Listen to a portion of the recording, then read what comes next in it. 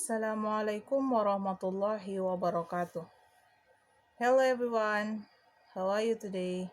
I hope you're always in health conditions. So let me introduce myself first. 안녕하세요. 저는 파르자나 쿠라툴 아이니입니다.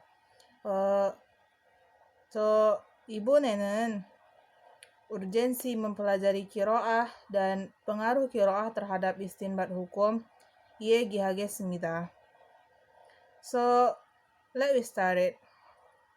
Pembahasan pertama yaitu tentang urgensi mempelajari kiroah. Menurut Mana Al-Khatan, dalam kitabnya yang bernama Mabahits fil Ulumil Quran, ada 4 manfaat dalam mempelajari kiroah.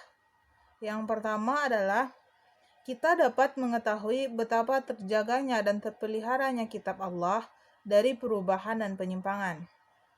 Yang kedua, itu dapat mempermudah kita dalam membaca Al-Quran. Yang ketiga yaitu kita dapat mengetahui bahwa bukti kemukjizatan Al-Quran dari segi kepadatan makna. Yang keempat adalah kiroah itu dapat menjadi penjelasan terhadap sesuatu yang mungkin sifatnya masih global. Itu untuk pembahasan yang pertama. Sedangkan pembahasan yang kedua adalah itu mengenai pengaruh kiroah dalam istinbat hukum. Istinbat sendiri itu dalam bahasa itu berarti menciptakan, mengeluarkan, mengungkapkan, atau menarik suatu kesimpulan.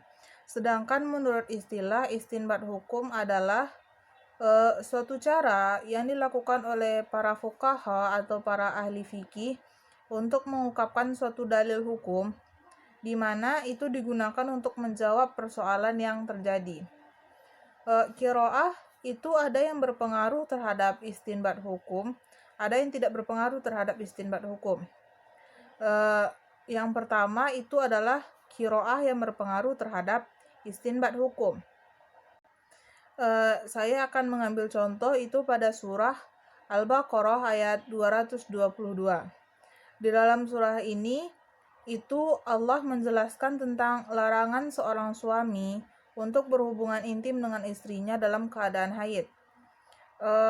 Dalam ayat ini terdapat perbedaan kiroah pada kata yatuhurna.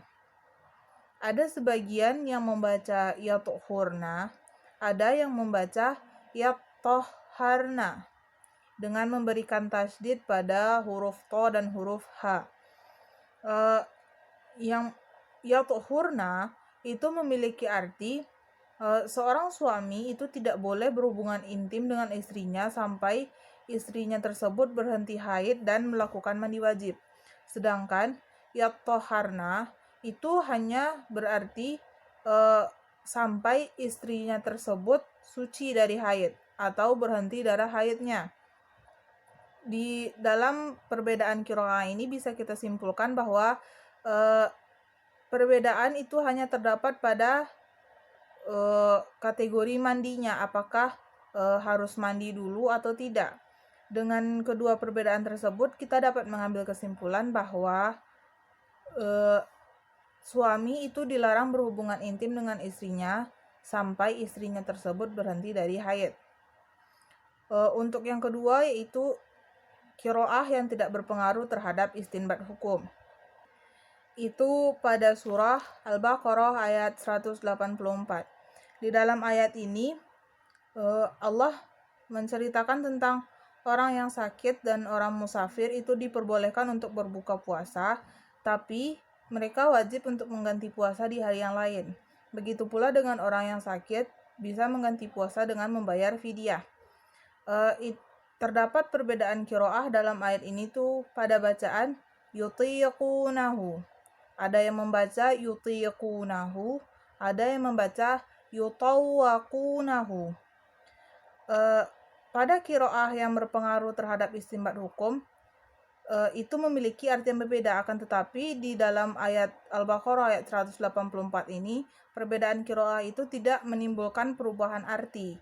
dan juga tidak menimbulkan perbedaan hukum yang akan diistinbatkan.